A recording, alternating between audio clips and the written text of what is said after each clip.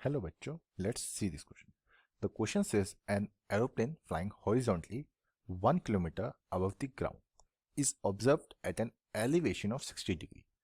If after 10 seconds the elevation is observed to be 30 degree, the uniform speed per hour of the aeroplane is option A 120 into root 3 kilometer per hour, option B 240 into root 3 kilometer per hour, option C 250 into root 3 kilometre per hour, option D none of these. So बच्चों यहाँ पे हमारा क्या की concept है?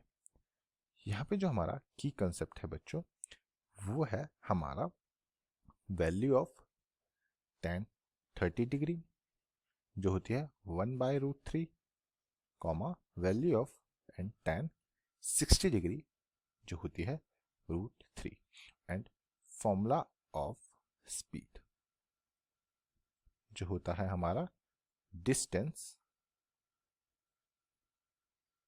Divide by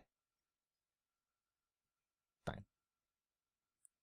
तो यहाँ पे हमें क्या गिवन है?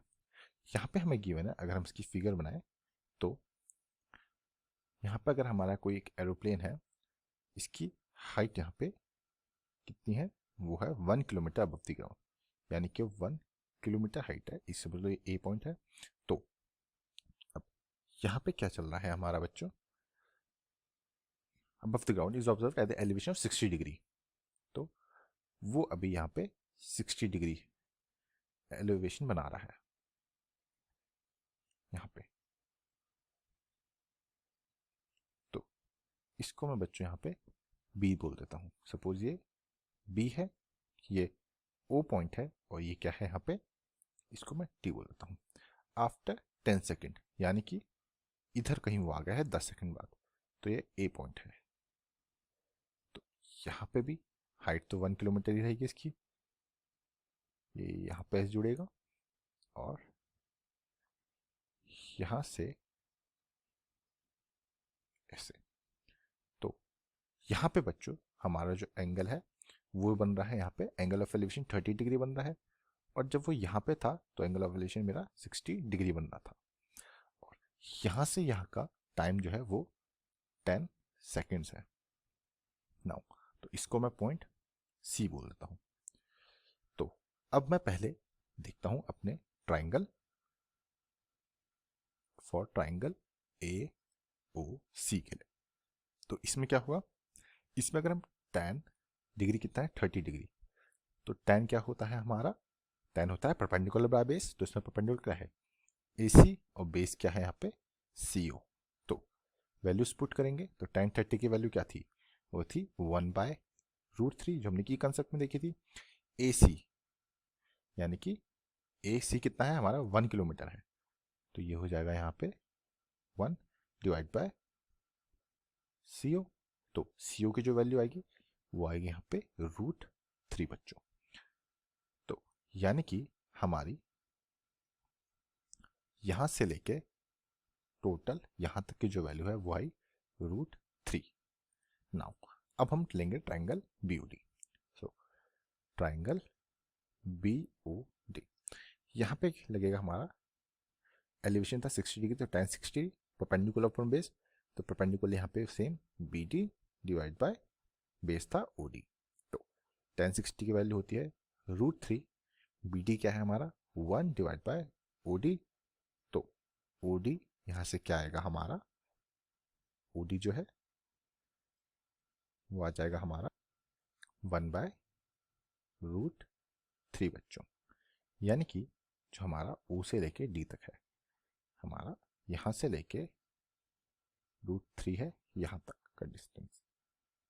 सो अब बच्चों हमें क्या निकालना है? हमें निकालना है कि इसने CD यानी कि जो हमारा CD है यहाँ से लेके यहाँ तक का डिस्टेंस कितना क्या है. तो CD का हम कैसे निकाल सकते हैं? हम लिख सकते हैं CD equals to OC minus OD.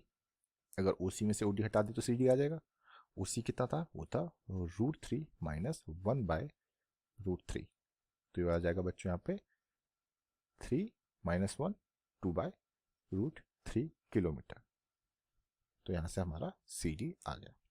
अब हमें गिवन है यहाँ पे कि उसने CD का डिस्टेंस 10 सेकेंड में कवर किया था, तो इसको R में करेंगे तो ये हो जाएगा 1 divide by 360, 1 divide by 360 hours. तो यहाँ से बच्चों हमें डिस्टेंस मिल गया, हमारा टाइम मिल गया, तो हम यहाँ से स्पीड का फॉर्मूला लगाएंगे। तो स्पीड का जो फॉर्मूला होता है वो होता है डिस्टेंस अपॉन टाइम।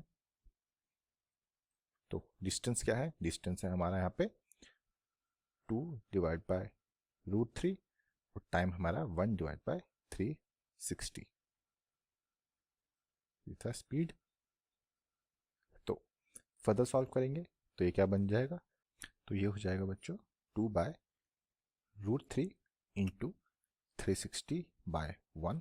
यहाँ पे हम क्या करेंगे, यहाँ पे हम ऊपर मल्टीप्लाई करेंगे √3 का और डिवाइड कर देंगे √3 से।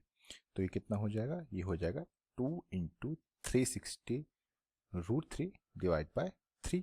तो 3 से कटेगा ये 120 और यहाँ से हमारी जो फाइनल स्पीड आएगी बच्चों वो आएगी 240 √3 किलोमीटर पर आवर। और यही हमारा यहाँ पे बच्चों फाइनल आंसर होगा और हमारा ऑप्शन नंबर बी जो है वो सही ऑप्शन होगा।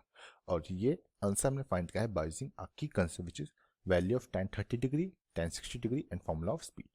होप बच्चों आपको क्वेश्चन समझ आया होगा एंड बेस्ट ऑफ लक।